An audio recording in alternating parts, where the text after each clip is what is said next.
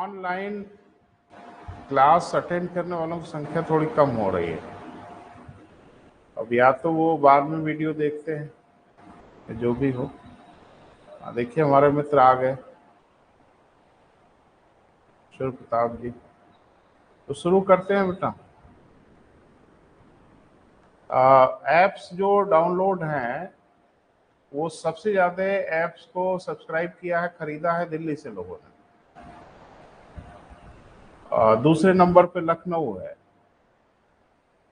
पटना है, बक्सर है, अहमदाबाद, बेंगलोर। मैंने कोई ऐसा इलाका नहीं है जहां से बच्चे कोर्स को परचेज नहीं किए। लेकिन दुख इस बात का है कि या तो कुछ ज़्यादा ही बिजी हैं बच्चे, या फिर अपने हिसाब से वीडियो देखते होंगे, मुझे नहीं पता। लेकिन हाँ, देखते सब है, क्योंकि ऐप पे मालूम चल जाता है कि कितने लोगों ने लेटर पार्ट में वॉच किया। तो बहरहाल क्लास बेटा शुरू करते हैं और बातचीत करते हैं। तो आज हेडिंग बना लीजिए, शायद बनाया होगा, सूर्यताप, है ना। तो इसमें आज हम लोग अध्ययन करेंगे, प्रयास करेंगे कि आज चर्चा हो जाए। जो सूर्य की गर्मी है वो धरती पे कैसे आती है, उसका डिस्ट्रीब्यूशन कैसा है, और ये कि बड़ी मजेदार बात है कि हर जगह एक जैसी गर्मी क्यों नहीं होती, जबकि सूर्य तो एक ही है, कोई अलग अलग सूर्य तो है नहीं। लेकिन पृथ्वी के अलग अलग इलाकों में सूर्य ताप का वितरण अलग अलग होता है। क्यों होता है, सब अध्ययन करेंगे। क्योंकि जब तक ये पढ़ेंगे नहीं बेटा, तब तक आगे जो वायु दाब है, पवन है, एयर प्रेशर है, विंड है, ये सब पल्ले पड़ेगा नहीं। तो पहले इसको क्लियर करते हैं। तो थोड़ा सा बेसिक चीजें जो अभी इस परीक्षा में पूछी गई वो हम आपसे बात कर लें। जो सूर्य का प्रकाश धरती की ओर आता है, जिसको हम लोग सूर्य ताप कहते हैं, इंसोलेशन कहते हैं, ये डिफरेंट टाइप ऑफ वेव्स हैं बेटा, combination of different type of waves.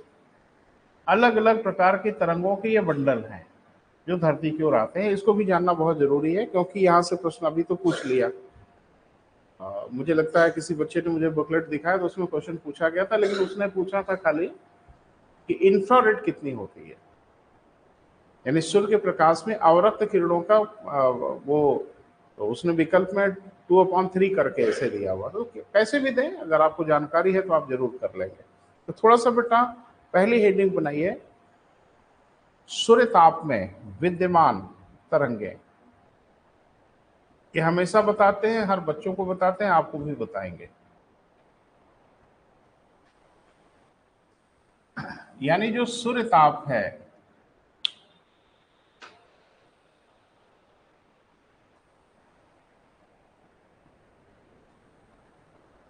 यानी सूर्य की जो किरणें, वेव्स आती हैं धरती पे,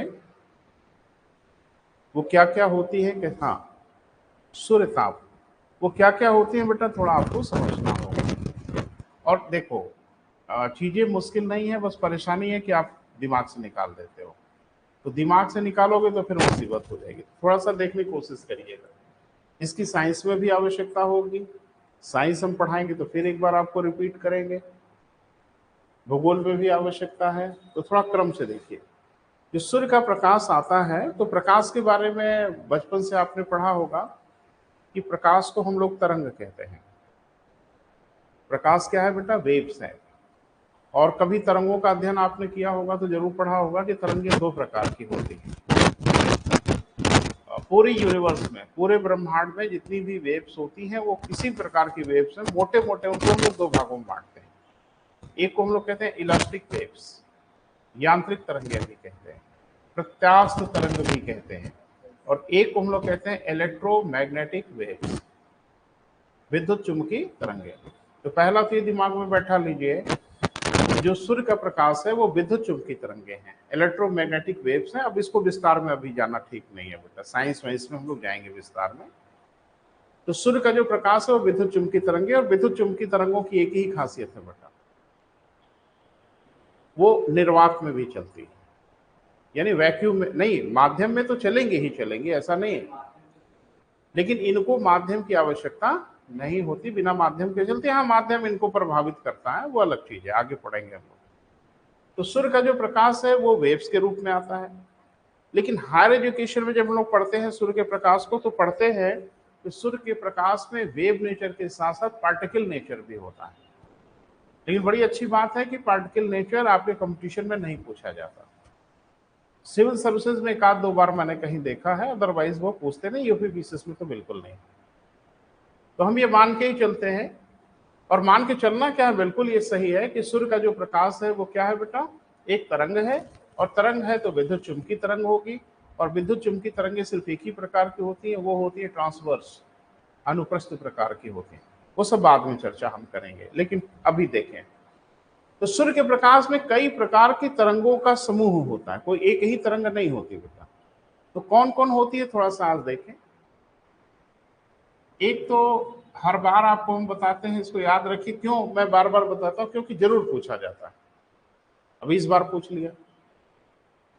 तो एक होती है क्या बेटा, गामा रेस, ये सूर्य के प्रकाश में विद्यमान है। दूसरा है बेटा एक्स रेज, एक्स किरण।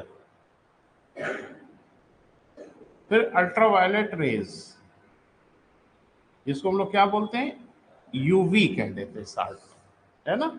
अल्ट्रावायलेट क्या बेटा, रेज, ये भी सूर्य के प्रकाश में विद्यमान है। फिर सूर्य के प्रकाश में विद्यमान है विजिबल लाइट, दृश्य प्रकाश।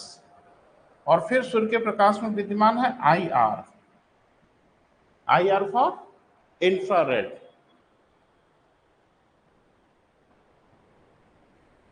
तो एक बात ध्यान रखिएगा कि सूर्य के प्रकाश में इसके अलावा कुछ नहीं है। तो सूर्य के प्रकाश में इतने प्रकार की तरंगे विद्यमान है, जिनको अलग अलग लोग वेवलेंथ के अकॉर्डिंग बांट के नाम दिए हैं। तो एक को कहते हैं गामा रेस, एक को क्या कहते हैं बेटा, एक्स रेस, एक को UV, UV for ultraviolet, Hindi में इसको पराबैंगनी किरणें कहते हैं। विजिबल लाइट, दृश्य प्रकाश, इंफ्रारेड, अवरक्त किरणें। पर्पजली हम जानबूझ के सीक्वेंस में लिखे हैं, कोई ऊपर नीचे लिखा जा सकता था, कोई परेशानी नहीं। इसको लिखने का उद्देश्य यह है कि ये इनकी वेवलेंथ का बढ़ता क्रम है। माने जिस ऑर्डर मैंने लिखा ये बहुत अरेंज्ड ऑर्डर है कि तरंग की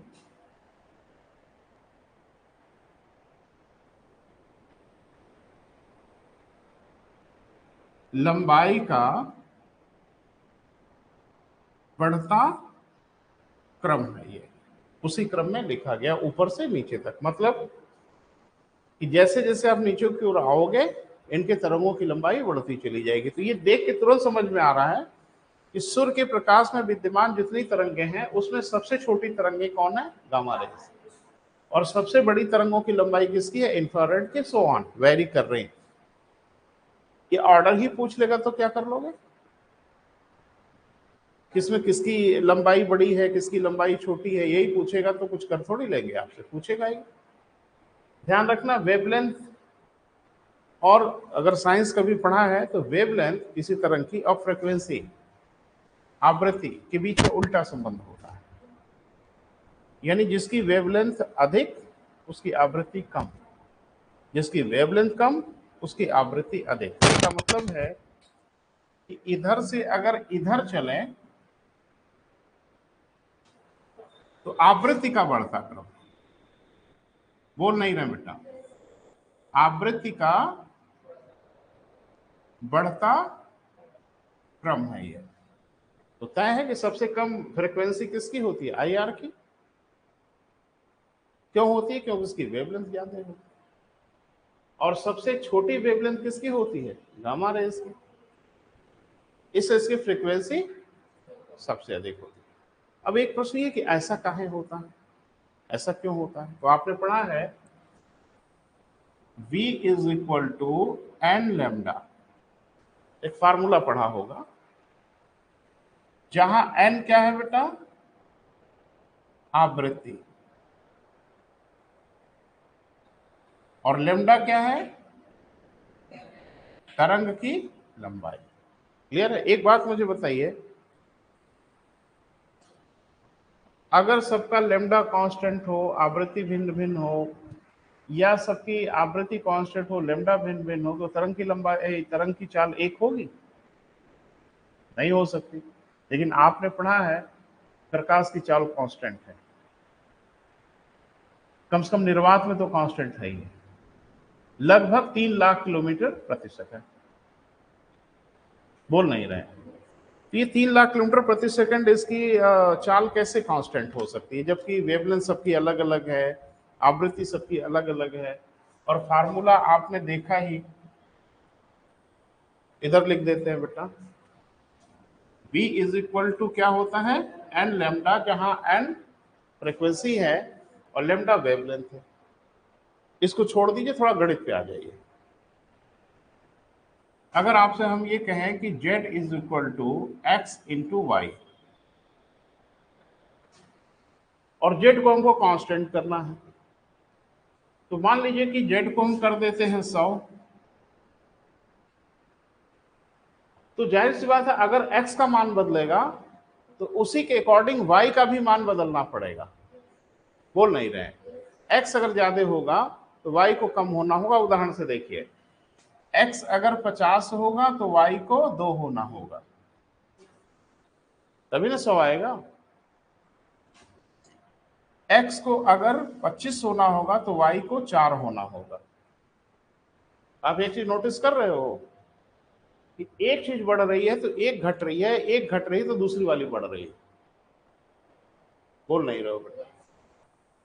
तो तभी तो कांस्टेंट आएगा ना बेटा, क्योंकि दोनों का मल्टीपल है ना।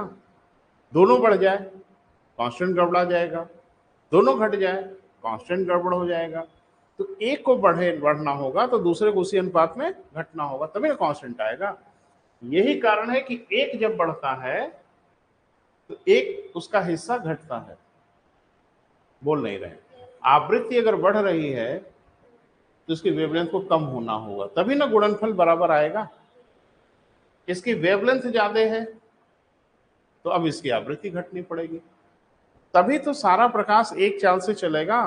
और उसके चाल लगभग कांस्टेंट है निर्वात में, कितना बेटा, 3 लाख किलोमीटर प्रति सेकंड। ये कहानी समझ में आई कि फ्रीक्वेंसी ज्यादा होगी तो वेवलेंथ कम होगी, वेवलेंथ कम होगी तो फ्रीक्वेंसी ज्यादा होगी, क्योंकि नहीं होगी तो कांस्टेंट नहीं आएगा। इतनी गणित तो हमें आती है। क्लियर है बेटा? जरा कॉपी करिए, दिख रहा है ना बेटा?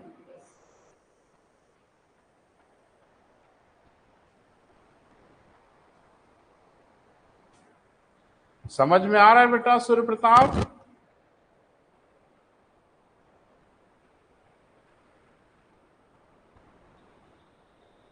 अभी समझने जैसी कोई चीज नहीं है, अभी सिर्फ फैक्ट है जो आपको देखना है।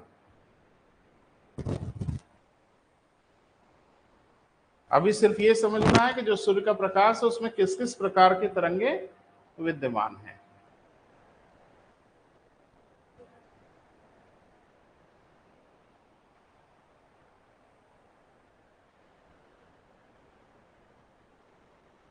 क्लियर हुआ बेटा? तो देखो, लिखने की कोई जरूरत नहीं है, ऐसे लिख के आप एरो दिखा लो दोनों तरफ तो खुद ही अंडरस्टूड है कि ये आवृत्ति का, आप सॉरी लेमडा का, लेमडा माने क्या होता है, वेवलेंथ। ये वेवलेंथ का बढ़ता क्रम है, आवृत्ति माने एन, उल्टा एन का बढ़ता क्रम है। तो आप में से मान लो परीक्षा में ये पूछे कि gamma rays, X rays, UV, I R में फ्रीक्वेंसी सबसे अधिक किसकी होती है, तो बता देंगे ना। तो इसमें से फ्रीक्वेंसी अगर पूछे किसी की, या क्रोनोलॉजी में लगाने के लिए पूछे, या कम ज्यादा पूछे, हम हर प्रश्न का जवाब दे पाएंगे। क्लियर है बेटा? अच्छा, अब सूर्य के प्रकाश में इनकी मात्रा कितनी कितनी होती है बेटा, तो थोड़ा ये भी समझना है। एक और की जगह खाली करने दो भाई।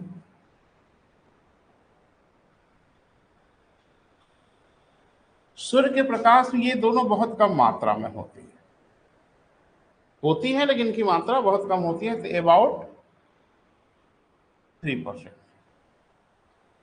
यानी सूर्य का प्रकाश जो होता है उसमें 3% गामा और एक्सरे दोनों मिलकर होती है। दोनों बहुत हाई एनर्जी वाली होती हैं, इसमें ऊर्जा बहुत अधिक होती है।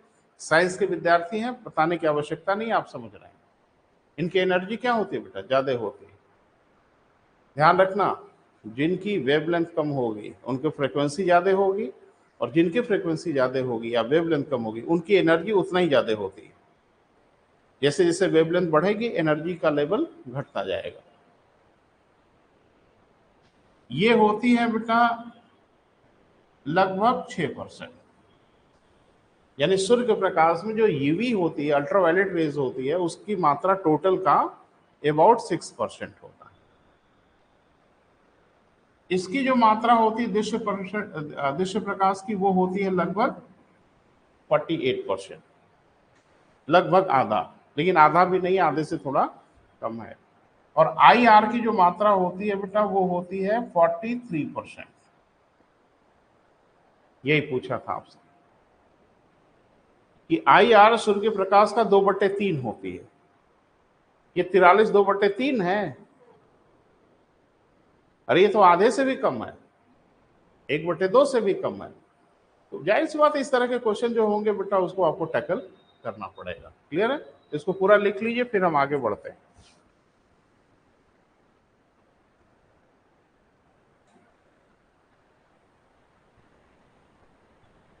हट जा रहे हैं भाई सामने से, शब्दों से भी बोल दे रहे हैं। गामा रेज और एक्स रेज दोनों मिला के about 3%, ultraviolet rays about 6%, visible light माने दृश्य प्रकाश कितना बेटा 48%, इंफ्रारेड माने 43%। क्लियर है? अब थोड़ा सा रुकिए और कुछ समझिए, फिर आगे बढ़ते हैं। ये जो विजिबल लाइट है बेटा, जो सूर्य के प्रकाश का मात्र 48% है, बस यही मनुष्य देख पाता है, बाकी आप नहीं देख पाते। मनुष्यों के विजन रेंज के बाहर हैं ये। आईआर देख लेते, नहीं बोला करिए बेटा, वो साइंस वाइंस वाला मामला नहीं है। इंफ्रारेड आपको दिखता है? नहीं दिखता। इंफ्रारेड का बेहतरीन प्रयोग कहाँ करते हैं पता है आपको? जब हम लोग नाइट विजन बनाते हैं, जैसे सेना अर्धसैनिक बल के जो बच्चे हैं वो फ्रंट एरिया पे पेट्रोलिंग करते हैं, बॉर्डर पे जब गश्त कर रहे होते हैं, तो अब रात की समस्या हो जाएगी। रात में क्या करेंगे, टार्च जला के हो सकता है चले पेट्रोलिंग करें, भाई वहां बिजली के तार थोड़ी फैले हुए हो, लाइट थोड़ी जलाई गई फ्रंट एरिया में। तो जाहिर सी बात है कि वहां पे एक समस्या हो सकती है बेटा कि अंधकार हो। तो अंधकार में अगर पेट्रोलिंग करनी होगी तो क्या करेंगे? अजीब हालत है। अरे टार्च लेके चलेंगे भाई, और क्या करेंगे? कि सर पे बल्ब लगा लेंगे? नहीं, टार्च ही तो लेके चलेंगे। कोई लाइट का, अंधेरे में आप चलोगे तो टार्च वार्च या रोशनी का कोई साधन ही लेके चलोगे ना। तो एक बात समझ लो कि टार्च लेके अगर चले और अंधेरे में टार्च अगर जलाया तो 200-400 मीटर की दूरी से मार गिराएगा कोई आपको, क्योंकि प्रकाश को बहुत अच्छे तरह से टारगेट किया जा सकता है रात में, है ना बेटा? तो टार्च नहीं जलाना है, और टार्च अगर आपने जलाया तो मौत को न्योता दे रहे हैं, क्योंकि फ्रंट एरिया में एम्बुश बहुत जबरदस्त रहता है। और दुश्मन आजकल आप देख ही रहे हो, एक तरह तरह के हथियार आ गए हैं, नाइट विजन्स, है ना? तो नाइट विजन डिवाइस आ गए हैं, स्नाइपर राइफलें हो गई हैं जो 3-3 4-4 किलोमीटर दूर से एकदम सटीक हमला करती हैं। तो कैजुअलिटी हो जाएगी बेटा, नुकसान हो जाएगा। इसलिए हमारे बच्चे नाइट विजन लेके चलते हैं। क्लियर है? गाड़ियां जब मूव करती हैं रात में तो भी हेडलाइट नहीं जलाई जाती है, नहीं तो एक रॉकेट लॉन्चर आएगा धड़ाम और गाड़ियों को उड़ जाएंगे परखच्चे। तो वहां पे क्या करता है ड्राइवर? नाइट विजन यूज करता है। एक डिवाइस का नाम है नाइट विजन, जो अंधेरे में देखता है। क्लियर है? तो कभी नाइट विजन देखा है? अच्छा, नहीं देखा है। सीसी कैमरा देखा है? घर भर में तो लगे ही रहते हैं हम लोग के ऑफिस में, घर में। तो कभी आपने नोटिस किया है कि सीसी कैमरा जब टीवी पे कोई पिक्चर दिखाता है तो दिन में उसके पिक्चर अलग होते हैं, रात में अलग होते हैं? क्या अलग होता है? रात में मुझे लगता है सिर्फ ब्लैक एंड व्हाइट में दिखता है, दिन में मल्टी कलर दिखता है। ये क्या इशू है? तो आप अगर कैमरे में अपने घर के चारों तरफ सर्विलांस कैमरा अगर लगा है तो आप देखते हो टीवी पे सब दिखता है साफ साफ। चाहे आपके घर के चारों ओर कितना भी घुप अंधेरा क्यों ना हो। बोल नहीं रहे। हाँ, कितना भी अंधकार हो, आपकी टीवी पर दिखेगा, मूवमेंट दिखेगी, है ना। और अगर नंगी आंख से देखने की कोशिश करोगे तो कुछ भी नहीं दिखेगा। इसका मतलब है कि कैमरा किसी दूसरी आंख से देख रहा है ना। बोल नहीं रहे। तो कैमरा किस आंख से देख रहा है, वो कैमरे की ओर देखो, तो कैमरे की आंख आपको दिख जाएगी। रेड कलर की छोटी छोटी एलईडी लाइटें जलती हुई आपको दिख जाएंगी, दिखती हैं, लेकिन उसे प्रकाश निकलता हुआ नहीं दिखता। उसे प्रकाश निकलता है, और वो प्रकाश आईआर होता है, इंफ्रारेड होता है। डिवाइस उसको देख लेता है, यानी प्रकाश उस ऑब्जेक्ट से टकराता है, फिर लौट के आता है, कैमरा सेंस कर लेता है और उसकी इमेज स्क्रीन पे दिखा देता है। आंखों में इमेज बन ही नहीं पाती, क्योंकि आईआर के लिए हमारी आंखें सेंसिटिव नहीं होती। कितना सुंदर प्रयोग है आईआर का। चोर को लग रहा है चारों तरफ अंधेरा है, वो सही वक्त है, लेकिन कोई आंख आपको देख रही है ना भैया। तो आईआर हम नहीं देख पाते, नहीं दिखता हमको, यूवी नहीं दिखती है हमको, गामा रेज दिखती ही नहीं। एक्सरे दिखता है आपको? कभी एक्सरे कराए हो? भगवान न करे, लेकिन कभी एक्सरे कराने जाओ तो हड्डी वड्डी में फ्रैक्चर होता है तो एक्सरे कराते हैं। आपको किरण निकलते हुए दिखाई देती है? कुछ नहीं दिखता, खटर पटर मशीनों की आवाज, और फिर वो बताता हो गया, एक्सरे घर जाएंगे। किरण निकली, आपकी बॉडी को पेनिट्रेट की, हड्डियों की इमेज फोटोग्राफी प्लेट पे क्रिएट किया है उसने, तो किरण हमें नहीं दिखती। तो दिखती कौन सी है बेटा?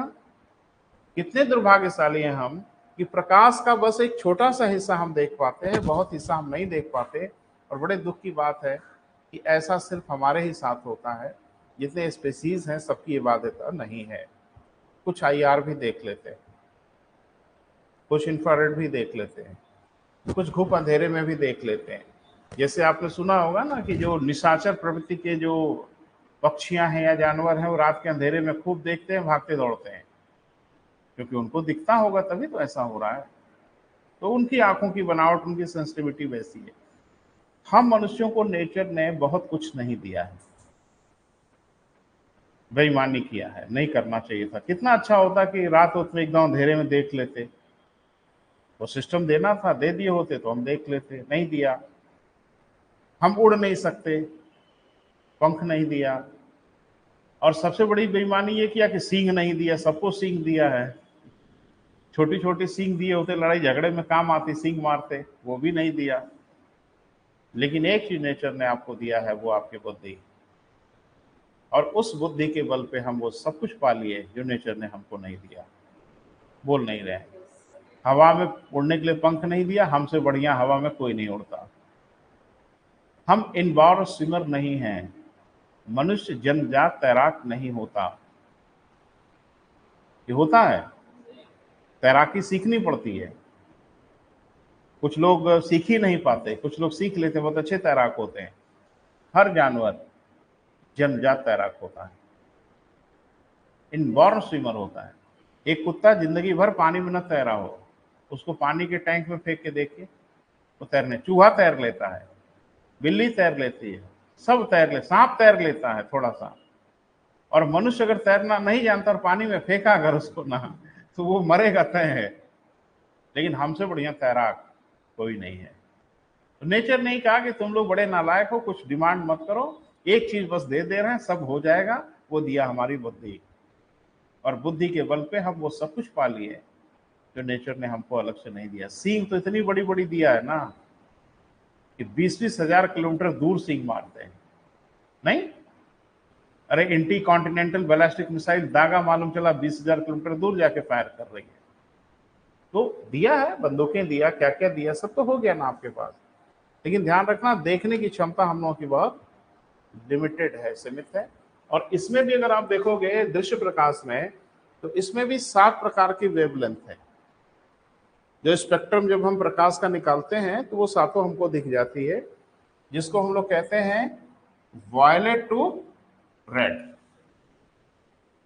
वायलेट के ठीक ऊपर होती है, इसको अल्ट्रा वायलेट कहते हैं।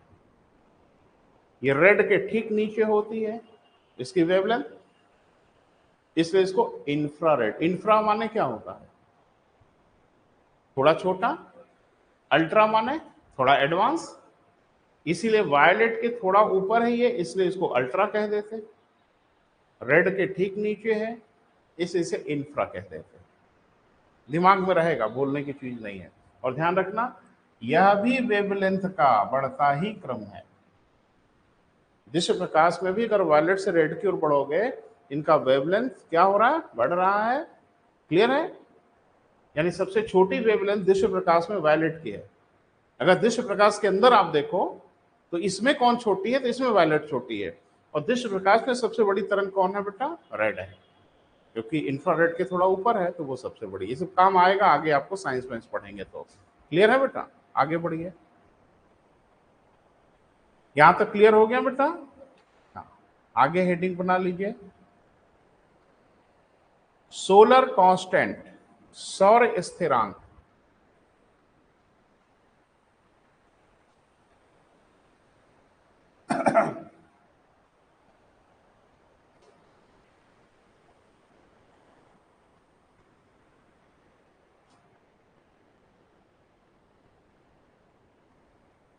क्या कहते हैं बेटा?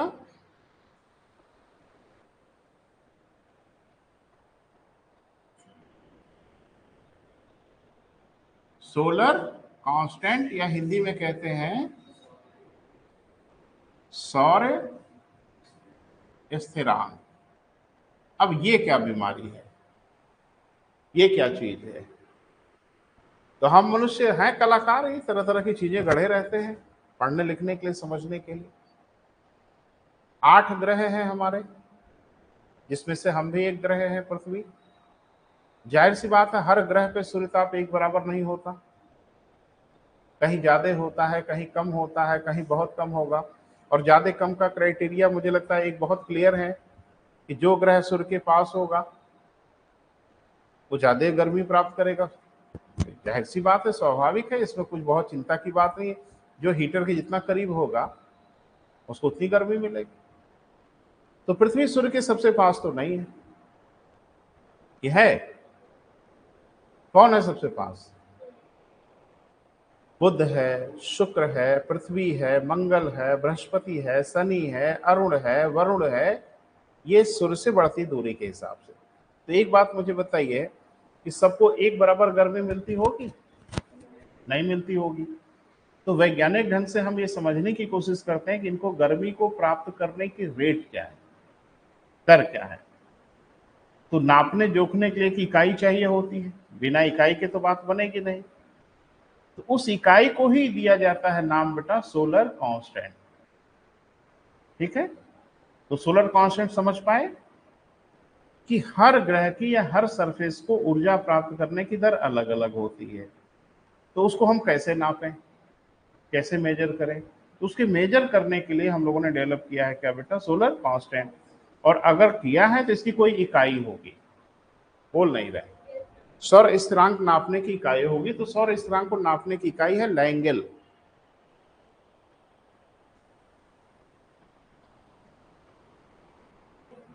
कुछ लोग लैंगले भी पढ़ते हैं। इसकी इकाई क्या है बेटा? लैंगल। तो कम से कम एक शब्द से परिचय हुआ। लैंगल क्या है? सौर स्थिरांक की इकाई है, मात्रक है। तो अब जाहिर सी बात है, जैसे दूरी का मात्रक मीटर है ना, वजन का मात्रक ग्राम है, तो ऐसे सबका हम लोगों ने मात्रक निर्धारित किया है। आजकल बच्चे जीबी उबी बढ़िया समझते हैं, तो वो भी मात्रक है। गीगाबाइट, अरे बाइट है, किलोबाइट है, मेगाबाइट है, टेराबाइट है, ये क्या है? बीट, बीट है ना पहला, बीट से बाइट। एक बीट कितने का होता है? 8। 8 का एक बीट, बोले बेटा। फिर बाइट, फिर इसमें यूनिट बढ़ाते जाते हैं। किलो बाइट, किलो मैंने कहा जहां किलो दिखेगा वहां माने होता है 1000। हालांकि इनका 1000 थोड़ा गड़बड़ होता है ना, तो मोटा मोटा जहां किलो लगता है उसका मतलब क्या होता है बेटा, 1000 के आसपास हम आते हैं। जैसे किलोवाट 1000 वाट, किलोमीटर 1000 मीटर, किलोग्राम 1000 ग्राम। लेकिन बाइट में ऐसा नहीं है, क्यों नहीं है? इसको भी 1000 होना था। ये डेसिमल सिस्टम पे काम नहीं करता, ये ऑक्टेट सिस्टम पे काम करता है। और ऑक्टेट सिस्टम को इंडिया से पहले किसी ने नहीं जाना था, क्योंकि आपने कभी किसी बुजुर्ग से सुना है कि 16 आना? आप तो दुर्भाग्यशाली हैं आप। पहले गांव में, अब तो धीरे धीरे विलुप्त हो रहा है, 4 आना सुना है, 8 आना, 12 आना, 16 आना, ये ऑक्टेट नंबर पे है। 16 आना 1 रुपए को कहा जाता है। 4 आना मुझे लगता है आप समझ ही रहे हैं, चवन्नी चवन्नी अठन्नी लाइक दिस। हम लोग को रिलेट तो किए हैं, लेकिन हमारा वो नंबर फिट बैठता नहीं, क्योंकि कंप्यूटर वाली जो भाषा है बेटा वो 8 वाले डिजिट से चलती है, इसलिए वहां का किलो 1000 ना होके 1000 से ऊपर हो जाता है, 24 हो जाता है। क्लियर है बेटा? छोड़ो, वो सब हम लोगों का इशू नहीं है। अभी क्या इशू वो समझना है। लैंगल इकाई है एक, जैसे तमाम इकाइयां हैं वैसे एक इकाई है, लेकिन लैंगल से क्या नापा जाता है? सूर्य प्राप्ति की मात्रा, यानी किसी तल की ओर सूर्यताप कितना आता है। तो इसका कोई मतलब तो होता होगा। एक लैंगल अगर हम कहें, अगर एक लैंगल का हमको अंदाजा हो जाए तो फिर 4 एंगल, 5 एंगल, 10 एंगल सब पता हो जाएगा। बोल नहीं रहे हैं। सोलर कांस्टेंट जब भी नापा जाएगा लैंगल में नापा जाएगा। क्लियर है? तो पहले एक लैंगल का अंदाजा लगे। तो कहा जाता है कि 1 कैलोरी प्रति स्क्वायर सेंटीमीटर प्रति सेकंड। पता नहीं समझ पाए कि नहीं। धरती के 1 घन सेंटीमीटर या 1 स्क्वायर सेंटीमीटर कह लो, घन अभी ठीक नहीं, स्क्वायर, तो 1 स्क्वायर सेंटीमीटर पर 1 सेकंड में अगर 1 कैलोरी उष्मा की प्राप्ति हो रही है। पता नहीं समझ पा रहे हो कि नहीं। धरातल का 1 सेंटीमीटर लंबा और 1 सेंटीमीटर चौड़े का वर्ग ले लो, स्क्वायर ले लो। उस स्क्वायर पे ये कितना है बेटा? 1 सेंटीमीटर। ये भी कितना है? 1 सेंटीमीटर। इस पे अगर 1 कैलोरी उष्मा पर सेकंड अगर मिल रही है तो इसको क्या बोलेंगे?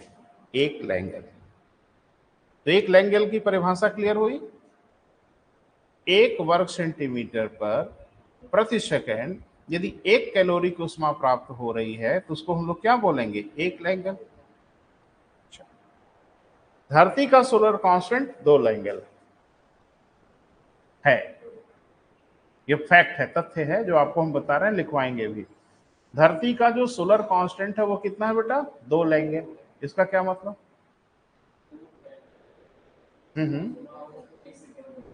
कितने कितने एरिया पे?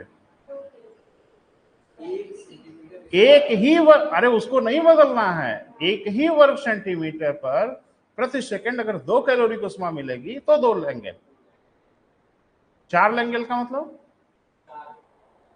बस सब कांस्टेंट रहेगा, एक ही बदलेगा कैलोरी। 1 वर्ग सेंटीमीटर पर प्रति सेकंड यदि 4 कैलोरी की उष्मा मिल रही है तो उसको 4 लैंगल बोलेंगे। एरिया मत बदल दीजिएगा। एरिया बदल दोगे तो फिर यूनिट करोगे तो वही आ जाएगा, कोई मतलब नहीं बनेगा। क्लियर है बेटा? लिखें। किसी तल के द्वारा, किसी सरफेस के द्वारा प्राप्त की गई सूर्य ताप की मात्रा को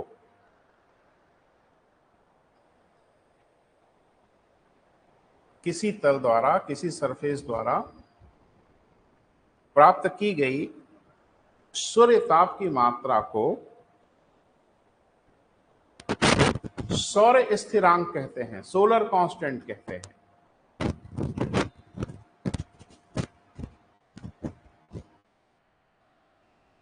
सौर स्थिरांक या क्या बेटा? सोलर कांस्टेंट कहते हैं, सौर स्थिरांक कहते हैं। क्लियर है? हाँ, इसकी इकाई यूनिट लैंगल या लैंगले है, इंग्लिश जरूर लिखिएगा। किताबों में लैंगल ही मिलेगा, कुछ इसमें साइलेंट वर्ड्स हो जाते हैं। स्पेलिंग ध्यान से लिखिएगा बेटा, LANGLEY, है ना बेटा।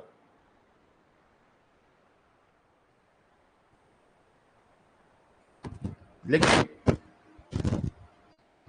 एक लैंगल का अभिप्राय, वन लैंगल इज इक्वल टू, बराबर का चिन्ह लगाइए, एक स्क्वायर सेंटीमीटर, एक स्क्वायर सेंटीमीटर मतलब वही आप समझ रहे हैं, 1 सेंटीमीटर लंबा 1 सेंटीमीटर चौड़ा एरिया। एक स्क्वायर सेंटीमीटर में प्रति सेकंड 1 कैलोरी ऊष्मा की प्राप्ति से है।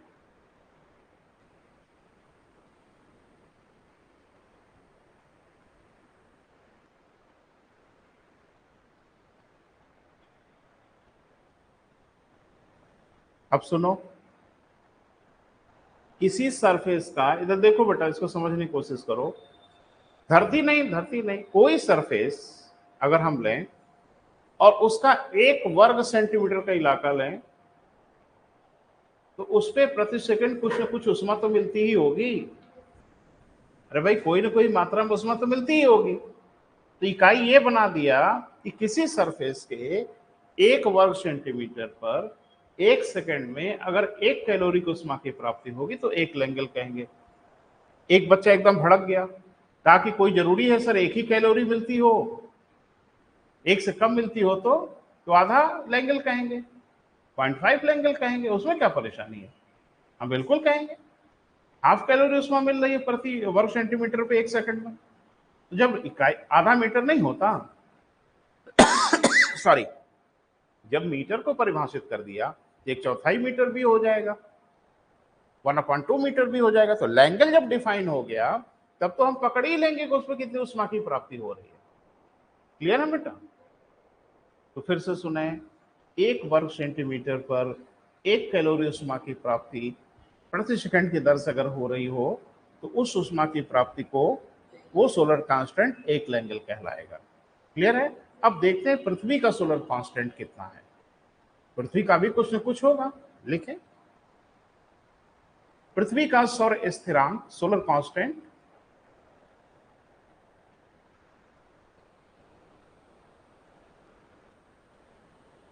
कितना है बेटा? 2 लैंगल है। पृथ्वी का सौर स्थिरांक कितना बेटा? 2 लैंगल है। अब इसको आसान भाषा में ऐसे समझ सकते हैं कि पृथ्वी के प्रति वर्ग सेंटीमीटर पर प्रति सेकंड 2 कैलोरी ऊष्मा की प्राप्ति होती है, एवरेज। इसलिए पृथ्वी का सोलर कांस्टेंट कितना है बेटा? 2 लैंगल है। और इसी कारण पृथ्वी का औसत जो तापमान आता है, एवरेज टेम्परेचर, डेफिनेटली पृथ्वी की हर जगह का तापमान एक जैसा नहीं होता। जैसे आप अभी देख रहे हो, हम लोग के यहाँ बहुत गर्मी है, मई जून का महीना हमारा बहुत गर्म होता है, तो बहुत गर्म है। क्या पूरी धरती पे इतनी ही गर्मी है? नहीं बेटा। अरे पूरी धरती छोड़ दो, भारत के ही कुछ इलाकों में इतनी गर्मी नहीं है। कुछ हमारे मित्र भागे हैं शिमला की ओर, कुछ नैनीताल की ओर, तो हिल स्टेशन पे हम गर्मियों में भागते हैं, वहां टेम्परेचर कम होता है। तो पूरी दुनिया की तो बात ही छोड़ दें, लेकिन पृथ्वी का कोई औसत तापमान तो होगा, एवरेज टेम्परेचर तो होगा, बोल नहीं रहे। तो पृथ्वी का औसत तापमान 15 डिग्री सेल्सियस रहता है। सीजन बदले, ऋतु बदले, कुछ भी हो, लेकिन एवरेज टेम्परेचर जो पृथ्वी, कहीं ज्यादा होगा तो कहीं कम होगा, कहीं कम होगा तो कहीं ज्यादा होगा। तो वो तो लगभग लगभग सब घुमा फिरा के बात एक ही होती है। तो पृथ्वी का जो औसत तापमान होता है 2 लैंगल के अकॉर्डिंग, वो कितना होता है बेटा? 15 डिग्री सेल्सियस। ये भी लिख ले सकते हैं, पृथ्वी का औसत तापमान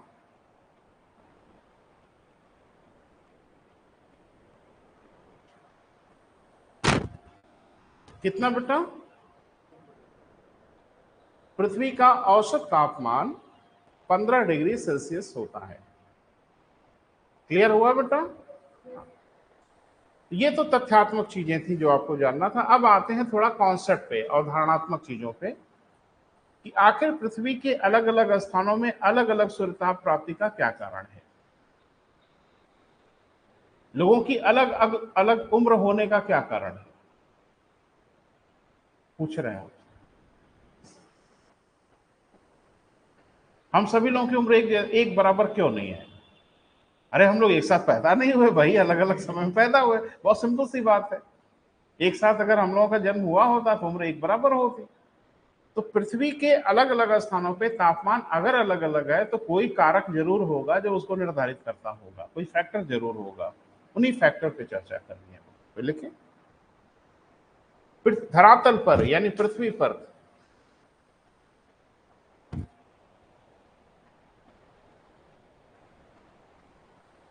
तापमान के अंतर के निम्न कारण हैं।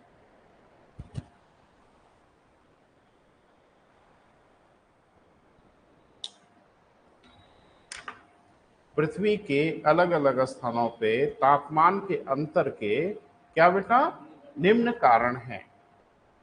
तो क्या पढ़ने जा रहे हैं हम लोग? व्यवहार पे आइए बेटा। सिद्धांत तो थोड़ा तकलीफ देता है। व्यवहार ये है कि हर जगह एक बराबर तापमान क्यों नहीं है, जबकि सूर्य एक है, सूर्य की किरणें एक है, हर किरण की गर्मी एक है, तो फिर अलग अलग स्थानों पे अलग अलग टेम्परेचर काहे होता है? अभी उत्तरी गोलार्ध में अगर बात करें तो गर्मी आ गई, दक्षिणी गोलार्ध में ठंडक है। ऐसा क्यों हो रहा है? क्या दक्षिणी गोलार्ध में सूर्योदय नहीं हो रहा है, दिन नहीं हो रहा है? हमारे यहाँ जाड़े में सूर्योदय नहीं होता? अरे कोहरा वोहरा न रहे तो सूर्योदय होता है ना, बोल नहीं रहे? दिन भर धूप में बैठे रहते हैं, धूप लगती ही नहीं है, क्या हो जाता है सूरज को भाई? एक ने कहा उसको भी ठंडा लगता होगा। नहीं, एक चीज बताइए, वही सूरज है, वही सूर्य की गर्मी है, विंटर्स में आप देखते हैं इसकी किरणों में लगता है जैसे गर्मी ही नहीं है, बोल नहीं रहे हैं? और यही महीना है, बस 5 मिनट बाहर बैठ के दिखाइए ना, अस्पताल जाने की नौबत आ जाएगी, इतनी भयानक गर्मी है। तो आखिर ये हो क्या जाता है, इनको इतना गुस्से में कहाँ आ जाते हैं किसी एक खास ऋतु में? नहीं। तो पहली बात दिमाग में बैठा लीजिए कि हर क्षण, हर पल, हर सीजन में, हर वक्त करोड़ों वर्षों से सूर्य एक बराबर गर्मी दे रहा है। वो गर्मी देने में बेईमानी नहीं कर रहा है। यानी सूर्य से जो उष्मा आ रही है धरती की ओर, वो चाहे जाड़ा हो, चाहे गर्मी हो, चाहे कोई सीजन हो, एक बराबर आती है, गड़बड़ रास्ते में हो जाती है। तो वैसे ही जैसे केंद्र की योजनाओं में गड़बड़ी नहीं है, धरातल पे एग्जीक्यूट होते समय गड़बड़ियां हो जाती है। मिड डे मील योजना में नहीं कोई परेशानी है, वो बहुत अच्छी योजना है, लेकिन स्कूलों के भोजन में अलग अलग क्वालिटी हो जा रही है, वो लोकल स्तर पे कुछ बदमाशियां हो रही हैं। अभी मैंने सुना दूध दूध पिलाने का भी सिस्टम आया है, फल भी खिलाने का सिस्टम आया है। अच्छा, बंद कर दिए? हाँ था, पहले था शायद, फल आता था। तो दूध कौन आता था, अगर कभी देखे होंगे तो वो भी समझ में आता होगा। और फल कौन आता था? अकेला खिलाते तो वो भी मार्केट में जो सबसे सड़ा हुआ हो, सबसे सस्ता हो, यही होता था। इसमें दोष सरकार का था। मिड डे मील योजना चल रही है, इसमें दोष सरकार का है। प्राइमरी के अध्ययन अध्यापन में अगर कोई कमी दिख रही है, इसमें दोष सरकार का है? नहीं भाई। तो कुल मिला के वैसा ही मामला है, सरकार का कोई दोष नहीं है, सरकार एक बराबर गर्मी दे रहे हैं। फिर इसका जो डिस्ट्रीब्यूशन अलग अलग हो रहा है, उसमें बीच में कहीं कुछ गड़बड़ी हो रही होगी। बस उन्हीं गड़बड़ियों को समझना है। एक बार समझ गए तो एकदम क्लियर हो जाएगा कि अलग अलग जगहों पे तापमान अलग अलग क्यों होता है। तो अभी हम कारण लिखा रहे हैं, एक एक कारण की हम आपसे चर्चा करेंगे। पहला, सूर्य की किरणों का आपतन कोण।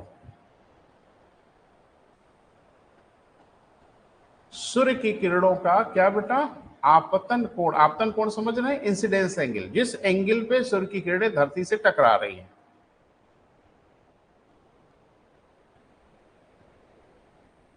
अभी हम सबकी व्याख्या करेंगे बेटा, अभी कारण लिखिए। तो एक फैक्टर तो समझ में आया कि सूर्य की किरणों का जो इंसिडेंस एंगल होता है, जो धरातल से टकराती हैं जिस कोण से, वो बहुत बड़ा फर्क डालता है। कैसे डालता है अभी हम बात करेंगे। दूसरा,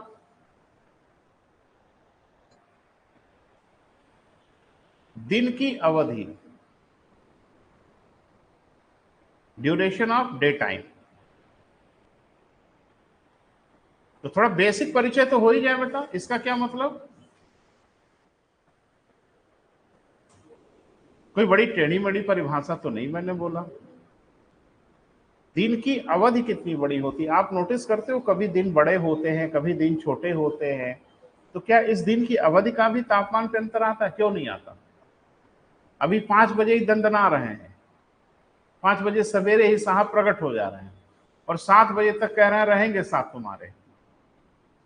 तो 5 बजे से 7 बजे तक अगर सूर्योदय हो रहा है, सूर्य की किरणें धरती को छू रही हैं, बाकी फैक्टर 0 मान लो, तो भी तो गर्मी ज्यादा मिलेगी। और विंटर्स में क्या होगा?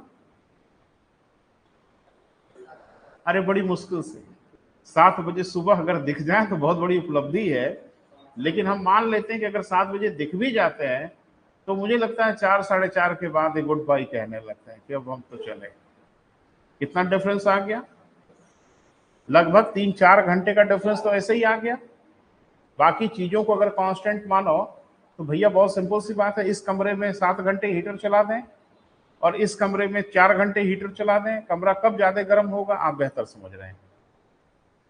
तो सूर्य की अवधि यानी दिन की अवधि जितनी ज्यादा होगी, सूर्य ताप की प्राप्ति की मात्रा उतनी ही ज्यादा होगी ना बेटा। बाकी चीजों को अगर आप नेग्लिजिबल कर दो, बाकी फैक्टर को हटा दो तो क्लियर है, समझ में आ रहा है। यानी दिन की अवधि का भी प्रभाव पड़ता है। अगला, वायुमंडल की पारदर्शिता, ट्रांसपेरेंसी। वायुमंडल की क्या बेटा? पारदर्शिता। अभी जब आप आए थे तो धूप थी, आया ना? अभी बदली है। अभी मैं थोड़ी देर के लिए बाहर गया था।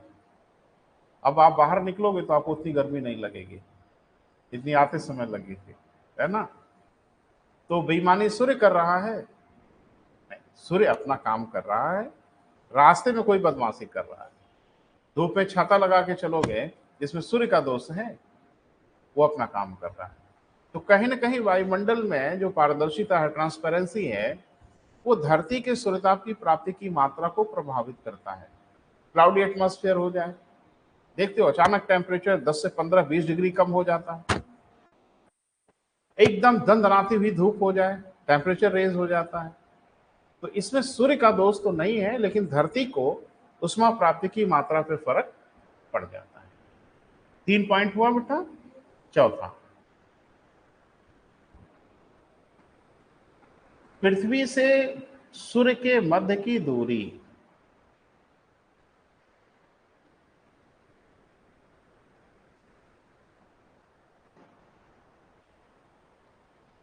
पृथ्वी से सूर्य के मध्य की क्या बेटा? दूरी। ये पढ़ के बच्चा और हड़बड़ा जाता है कि ये क्या सर बता रहे हैं। तो पहले तो इसीलिए वो एस्ट्रोनॉमी छूट गया, इसीलिए पहले हम पढ़ा लेते हैं ताकि झंझट ना आए। पढ़ाएंगे आपको।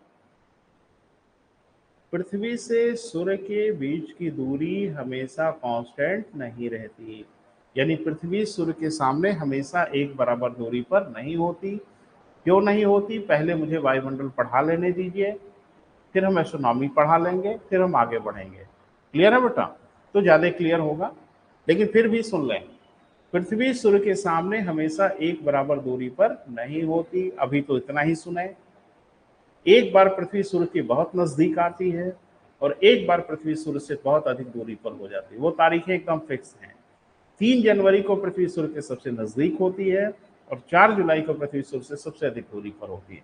क्या इसका सूर्यताप की प्राप्ति पर प्रभाव नहीं पड़ेगा? आप हीटर के एकदम करीब चले जाएं, आप हीटर से थोड़ा दूर चले जाएं, तो क्या गर्मी की प्राप्ति की मात्रा पर प्रभाव नहीं पड़ेगा?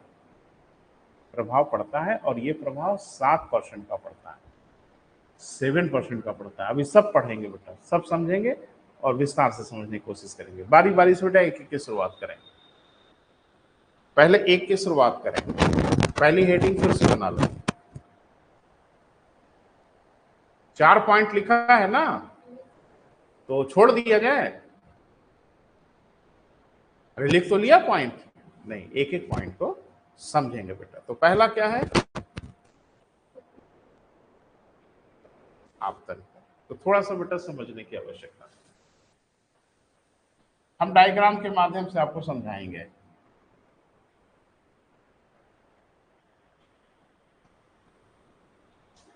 देखिए, पहले लिख लो, 2 लाइन लिख लो, तो फिर हम आगे उसी को समझाएंगे, डिस्क्राइब कर देंगे।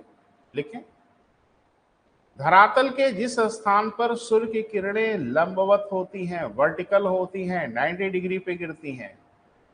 धरातल के जिस स्थान पर सूर्य की किरणें क्या होती हैं बेटा, लंबवत होती हैं, वर्टिकल होती हैं।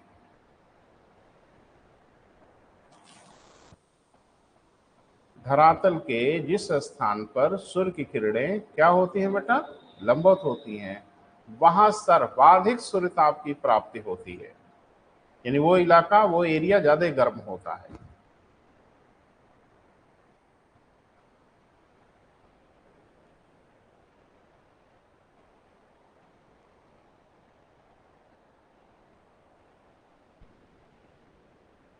ठीक है, पैरा मत बदलिएगा, उसी में जोड़िए। जिन स्थानों पे सूर्य की किरणें तिरछी पड़ती है, इंक्लाइंड पड़ती हैं, झुकी हुई पड़ती हैं,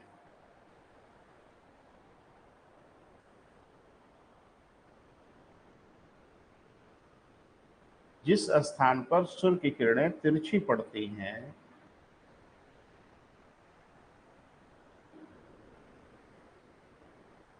उस स्थान पर सूर्य ताप की प्राप्ति की मात्रा, यानी गर्मी की प्राप्ति की मात्रा कम होती है।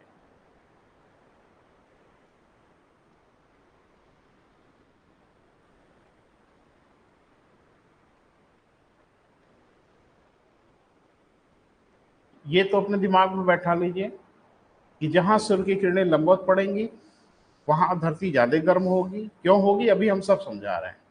और जहां सूर्य की किरणें तिरछी होंगी वहां सूर्यताप की मात्रा कम होने लगेगी, और जितनी ज्यादा तिरछी होने लगेंगी उतनी ही मात्रा कम होने लगेगी। एक तथ्य है बेटा, जरूर लिख लें, विषुवतीय क्षेत्रों पर, इक्वेटोरियल रीजन में, विषुवतीय क्षेत्रों में ध्रुवों की तुलना में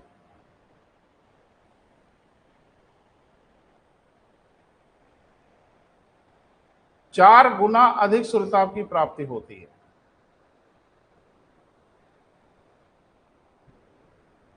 विषुवतीय क्षेत्रों में ध्रुवीय क्षेत्रों की तुलना में कितना बेटा, 4 गुना, 4 टाइम्स अधिक सूर्यताप की प्राप्ति होती है। यह भी प्रश्न आपसे पूछा गया था अभी जो परीक्षा हुई है, मुझे यह प्रश्न दिखा था, देख लीजिएगा आप भी जाके, जो अभी पीसीएस और आईएएस दोनों परीक्षा हुई है, किसी में मुझे दिखा है, आप जाके देखिएगा। उसने कई पॉइंट में एक पॉइंट ये लिखा था कि ध्रुवीय क्षेत्रों में सूर्यताप की प्राप्ति की मात्रा विषुवतीय क्षेत्रों की तुलना में 1/10 होती है। फर्जी है, बकवास है, 1/4 होती है। अरे उसे 4 गुना अगर यहाँ है तो उनका 1/4 होगा।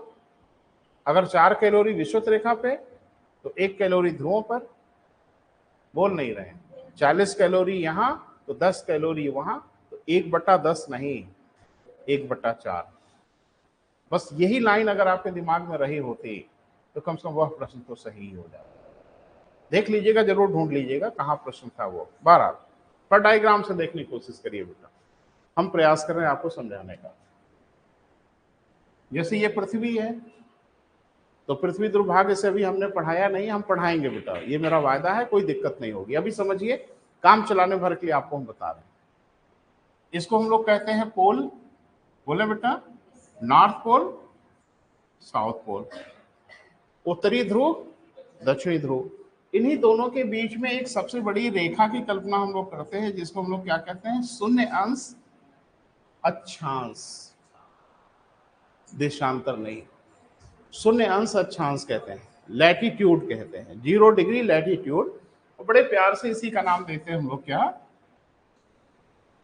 विषुवत रेखा भी कहते हैं, और इंग्लिश में इसे इक्वेटोर भी कहते हैं। क्लियर है? अब जरा देखिए, अभी जो कुछ मैंने आपको पढ़ाया उसको थोड़ा लागू करिए। मैंने कहा कि विषुवतीय क्षेत्रों में ध्रुवीय क्षेत्रों की तुलना में 4 गुना अधिक सूर्यताप की प्राप्ति होती है, या उल्टा भी बोल सकते हैं कि ध्रुवीय क्षेत्रों में विषुवतीय क्षेत्रों से 1/4 गुना कम सूर्यताप की प्राप्ति होती है। दोनों बात सही है। अब ऐसा क्यों हो जाता है? वही सूरज है, वही किरणें हैं, वही गर्मी है, फिर ये डिमार्केशन क्यों हो जाता है? अरे बेटा, यही तो कारण है कि ध्रुवीय क्षेत्रों में साल भर बर्फ जमी रहती है। उत्तरी ध्रुव और दक्षिणी ध्रुव में आपने पढ़ा होगा कि खाली बर्फ ही बर्फ रहती है, और दक्षिणी ध्रुव माने अंटार्कटिका तो खाली बर्फ ही बर्फ का बना हुआ। आखिर क्या कारण है भाई? वहां दिन नहीं होता? क्या नहीं होता है? तो फर्क क्यों पड़ता है वो थोड़ा समझिए। जैसे मान लीजिए कि यहां सूर्य है, धरती की तुलना में तो बहुत ही बड़ा है। मैं तो थोड़ा सा दिखा रहा हूं। अरे बस ऐसे समझो ना, अगर तुलनात्मक रूप से आपको समझना है तो बड़ा वाला जो खरबूज होता है उसके आगे सरसों का एक दाना, मस्टर्ड सीड, ये सूर्य और पृथ्वी के बीच की तुलना है, औकात का मामला है। लेकिन अब डायग्राम में ऐसे एक पॉइंट दिखा देंगे तो समझ में आएगा, थोड़ा बड़ा दिखाना पड़ता है। अब यहां से सूर्य की किरणें निकल रही हैं। जाहिर सी बात है कि धरती के इधर वाले इलाके पे पड़ेंगे। धरती गोल है ना बेटा, तो इधर के इलाके पे, आधे गोले पे, जैसे एक बॉल लीजिए, टार्च जलाइए, तो बॉल के पीछे टार्च की रोशनी नहीं पहुंच पाएगी। ऐसे ही पृथ्वी एक बॉल जैसी है, अगर आप इधर से रोशनी डालेंगे तो पूरे बॉल पे रोशनी नहीं पड़ेगी। आगे वाले आधे, आधा इधर और आधा उधर, इस इलाके पे रोशनी पड़ेगी। हाँ या ना? अब ये किरणें तो जा रही हैं बेटा सीधी, बोल नहीं रहे, एक बराबर गर्मी लेके जा रही हैं। हाँ या ना? कोई बेईमानी नहीं। अब एक बात मुझे बताओ कि फिर उष्मा की प्राप्ति पर क्यों बेईमानी हो जा रही है? क्यों अलग अलग धरती के इलाके, और वो भी आपने पढ़ा कि यहां उष्मा की प्राप्ति इस जगह पे ज्यादा होती है। बोल नहीं रहे हैं, ऐसा क्यों होता है? अब एक बात मुझे बताइए, क्या हर जगह पे जो सूर्य की किरणें पड़ रही हैं वो लंबवत पड़ रही हैं? अब इसको कैसे समझेंगे मैं बता रहा हूं। अगर पृथ्वी ऐसी होती, पृथ्वी का सरफेस ऐसे फ्लैट होता, तो मुझे लगता है हर जगह पे सूर्य की किरणें 90 डिग्री पे पड़ रही। लेकिन ऐसा तो तब होता जब पृथ्वी का सरफेस ऐसा फ्लैट होता। क्योंकि फ्लैट नहीं है, कर्व्ड है, इसलिए डेफिनेटली हर जगह 90 डिग्री पर नहीं इंक्लाइंड हो रही होंगी। अब एक चीज बताइए, यहां तो चाहे कर्व हो चाहे फ्लैट हो, यहां तो 90 डिग्री पे पड़ ही नहीं है। बोल नहीं रहे हैं। यानी विषुवत रेखा पर चाहे कर्व्ड हो सरफेस और चाहे फ्लैट हो सरफेस, देखो दोनों 90 डिग्री पे दिखा रहा है। लेकिन यहां पे तो 90 डिग्री नहीं दिख रही है ना बेटा। यहां का एंगल देखो, तो यहाँ का एंगल ये बन रहा है, यहाँ का एंगल अगर देखो तो ये बन रहा है। तो ये एंगल ना है इंक्लिनेशन का। बोल नहीं रहे, वो 90 डिग्री नहीं है, कम होता जा रहा है। जैसे जैसे इंक्लिनेशन बढ़ रहा है वैसे वैसे एंगल कम होता जा रहा है। क्लियर है बेटा? ये बहुत बड़ा कारण है। लेकिन समस्या ये है कि ये वाली भी किरण तो मान लो उतनी ही ऊर्जा लेके जा रही है जितनी इसके पास है, तो फिर कम क्यों होता है? तो उसके लिए एक अलग से डायग्राम आपको हम दिखाते हैं, आप समझ पाएंगे। जरा सा देखिए बेटा, जैसे मान ले पृथ्वी का एक इलाका हमने ले लिया, एक छोटा सा एरिया ये, और ये मान लो 1-1 सेंटीमीटर का है या जो भी मान लो, कोई हर्जा नहीं है। इसमें सूर्य की 4 किरणें पड़ रही हैं। थोड़ा सा बेटा देखने की कोशिश करिए, आप समझ पाएंगे। तो इसमें सूर्य की कितने आ रही हैं बेटा? 4 किरणें सपोज करो आ रही हैं, और इनके पास अगर एनर्जी है 10 कैलोरी। तो 1 सेंटीमीटर ये है और 1 सेंटीमीटर ये है। तो ये 10 कैलोरी की उष्मा 1 वर्ग सेंटीमीटर पे पड़ रही है, हाँ या ना? क्लियर हो रहा है? यानी 1 कैलोरी की उष्मा कितनी देर पे पड़ रही है बेटा? 1 वर्ग सेंटीमीटर। कितनी किरणें थी? 4। अब इन्हीं को थोड़ा तिरछा कर देते हैं और खेल देखिए इसका क्या होगा।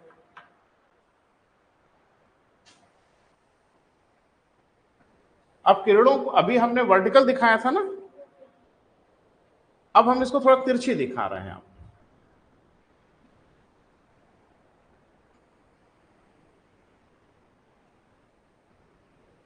उल्टा ही एरो दिखा रहे हैं। आ रहे हैं भाई, बोल नहीं रहे बेटा। अब वही 4 हैं, इस बार भी किरणें 4 हैं। ऊर्जा इस बार भी कितनी है? 10 कैलोरी ही है। लेकिन अब जरा गौर से देखो कि धरातल पे ये जहां पड़ रही हैं वो एरिया उतना ही है जितना इसके पहले था। मुझे लगता है कि उससे डबल हो गई। बोल नहीं रहे हैं। तो जैसे ये तिरछी होने लगती हैं, ये दूर तक इलाके पे फैलने लगती है और पर यूनिट एरिया पे टेम्परेचर की प्राप्ति कम हो जाती है। अब जैसे अभी मैंने बोला था कि इसमें क्या था, इसमें मैंने आपको दिखाया कि मान लो कि इसमें 4 आई। बोल नहीं रहे बेटा, अगर कुछ दिक्कत होगी तो बताइएगा। इस पे ऊर्जा कितनी है?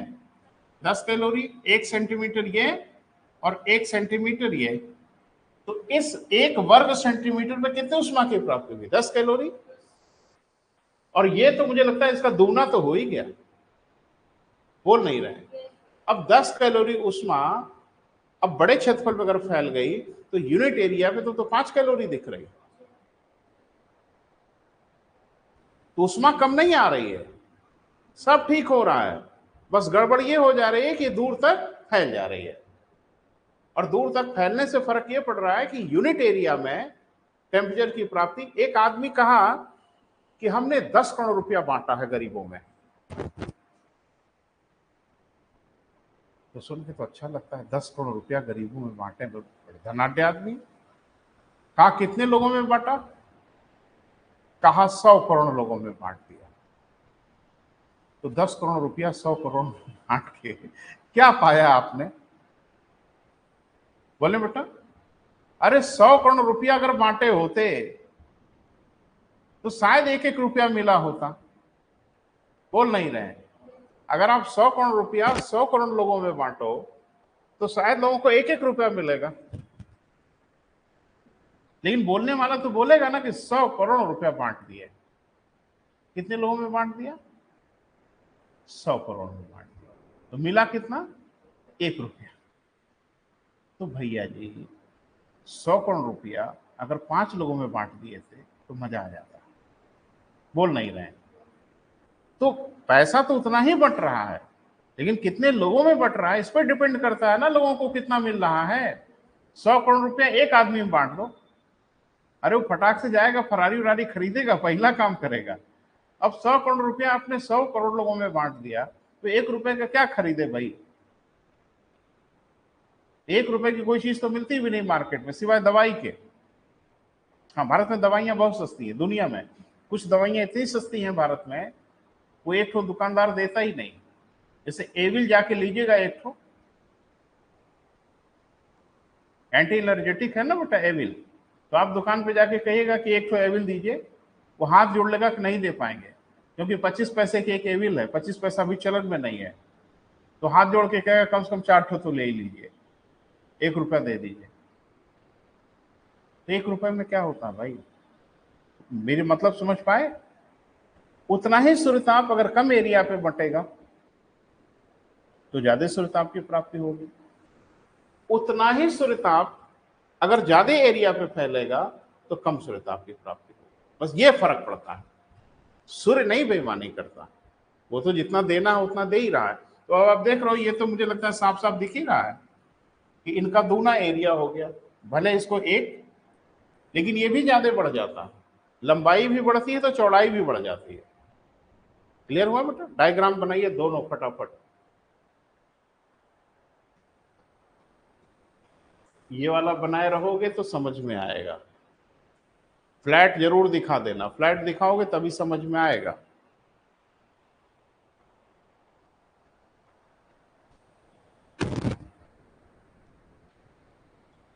ज्योग्राफी माने डायग्राम, अगर डायग्राम नहीं तो फिर कहानी खत्म।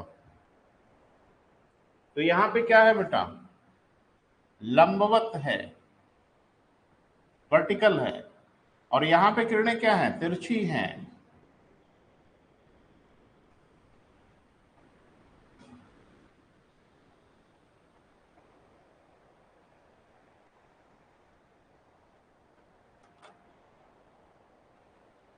क्लियर हुआ बेटा?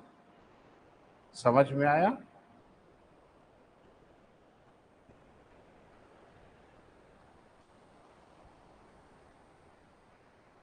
जब लंबवत आएंगी तो कम एरिया पे, वही किरणें जब तिरछी आएंगी तो ज्यादा एरिया फैल जाएंगे, पर यूनिट एरिया में टेम्परेचर की प्राप्ति कम हो जाएगी, यही मैं बता रहा था।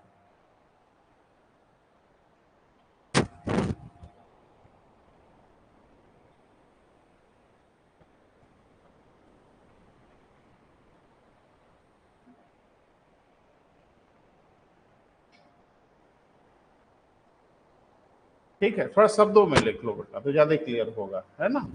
लिखें। जब सूर्य की किरणें लंबवत पड़ती हैं तो, जब सूर्य की किरणें क्या होती हैं बेटा? लंबवत पड़ती हैं तो कम क्षेत्रफल पर फैलती हैं। क्लियर है? जिससे इकाई क्षेत्रफल पर, यूनिट एरिया पर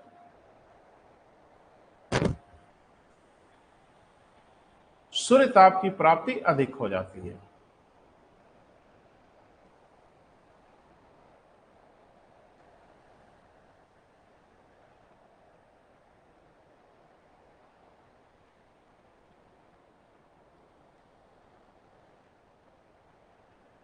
ठीक है बेटा?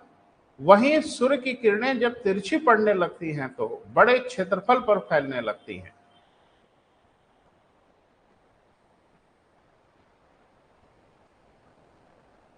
जिससे बड़े क्षेत्रफल पर फैलने लगती हैं, जिससे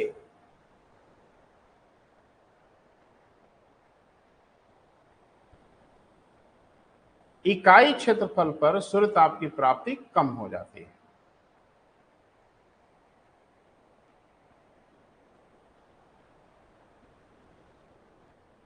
इकाई क्षेत्रफल पर सूर्य ताप की प्राप्ति क्या हो जाती है बेटा?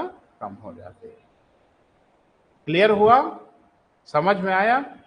कोई शक?